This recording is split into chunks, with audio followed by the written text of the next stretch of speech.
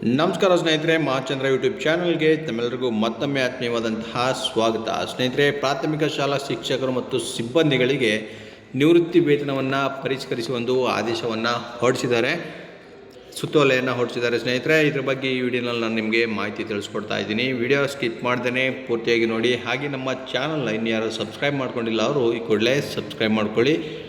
ದಿನಾಂಕ 10/6/2025 ಈ ಸುತ್ತೋಲೆಯನ್ನು ಹೊರಡಿಸಿದ್ದಾರೆ. ಎಷ್ಟು ಪರಿಷ್ಕರಣೆಯನ್ನು ಮಾಡಲಾಗಿದೆ ಅಂತ ನೋಡೋದಾದರೆ, ಕರ್ನಾಟಕ ರಾಜ್ಯ ಸರ್ಕಾರಿ ಅನುದಾನಿತ ಪೂರ್ವ ಪ್ರಾಥಮಿಕ ಶಾಲಾ ಸಿಬ್ಬಂದಿ ಇವರು ಸರ್ಕಾರಕ್ಕೆ ಸಲ್ಲಿಸಿದ ಮಾನವೀಯ ಅಂಶಗಳನ್ನು ಪರಿಶೀಲಿಸಿ ನಿಯಮಾನುಸಾರ ಸೂಕ್ತ ಕ್ರಮ ಕೈಗೊಳ್ಳುವಂತೆ ಉಲ್ಲೇಖಿತ 1ರಲ್ಲಿ ಸೂಚಿಸಿದಂತೆ ಪರಿಶೀಲಿಸಲಾಗಿ ಸದರಿ ನೌಕರರಿಗೆ ಸರ್ಕಾರ ವಿವಿಧ ಹಂತಗಳಲ್ಲಿ ಮತ್ತು ವರ್ಷಗಳಲ್ಲಿ ರು 380ರಿಂದ ಪ್ರಾರಂಭಿಸಿ ಪ್ರಸ್ತುತ ಸರ್ಕಾರ ಪತ್ರ ಸಂಖ್ಯೆ ಈ ರೀತಿ ಇದೆ ನೋಡಿ, 28/8/2018ರಲ್ಲಿ ಅನುದಾನಿತ ಪೂರ್ವ ಪ್ರಾಥಮಿಕ ಶಾಲೆಗಳ ನಿವೃತ್ತ ಶಿಕ್ಷಕಿಯರಿಗೆ 11,500 ಮತ್ತು ಸಹಾಯಕಿಯರಿಗೆ 9,000ಗಳಂತೆ ನೀಡಲಾಗ್ತಾ ಇದೆ.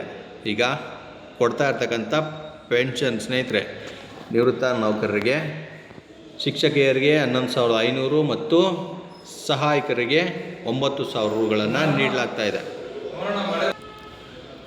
ಮುಂದುವರಿದು ನೋಡಿ, ಸರ್ಕಾರ ದಿನಾಂಕ 26/5/2025 ಆದೇಶದಂತೆ 1/4/1984 ಪೂರ್ವದಲ್ಲಿ ಅನುದಾನಕ್ಕೆ ಒಳಪಟ್ಟಿರುವ ಅನುದಾನಿತ ಪೂರ್ವ ಪ್ರಾಥಮಿಕ ಶಾಲೆಗಳಲ್ಲಿ ಅನುದಾನ ಸಹಿತ ಅನುಮೋದನೆಗೊಂಡು ನಿವೃತ್ತರಾಗಿರುವ ಶಾಲಾ ಶಿಕ್ಷಕರ ಸಂಚಿತ ಪಿಂಚಣಿಯನ್ನು ಪ್ರಸ್ತುತ ನೀಡಲಾಗುತ್ತಿರುವ 11,015 ರೂಗಳಿಂದ ಈಗ 19,000 ರೂಗಳಿಗೆ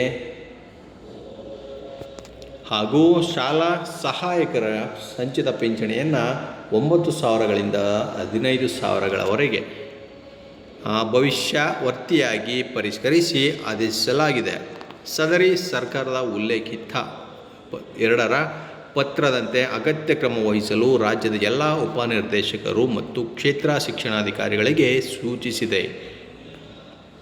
ಇದು